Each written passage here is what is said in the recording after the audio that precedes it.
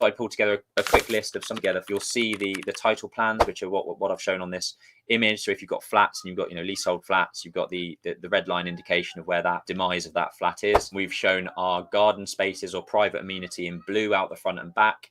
We've got this hatched pink area, which is effectively the areas that the buyer of this flat has access to. And then the orange indicates the location of the parking bay. Planning documents, as I mentioned earlier, this project has been fraught with planning issues. So there are a lot of separate planning applications. There are a lot of decision notices. There are a lot of planning conditions that have been discharge notice for those. So ultimately getting all of that stuff in one place to send over to the solicitor is just going to help things along nice and smoothly.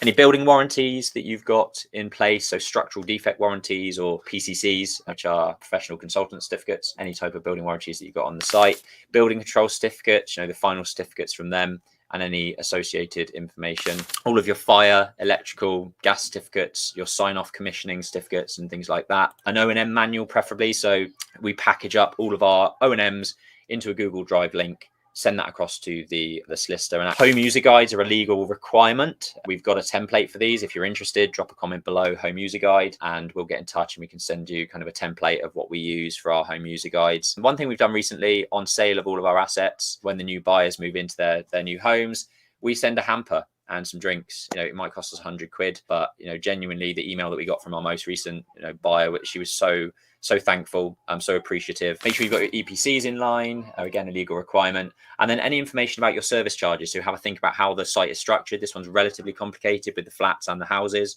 and then a shared communal car park. And so there's service charges to maintain all of that. And we had to set up a management company that the new buyers kind of take ownership of to manage that process, manage the site, and decide, how often they get the gardeners around, how often the waste is disposed of, any maintenance that might need doing. So hopefully that's useful for people, and you can use it as a bit of a checklist for your projects as you go along.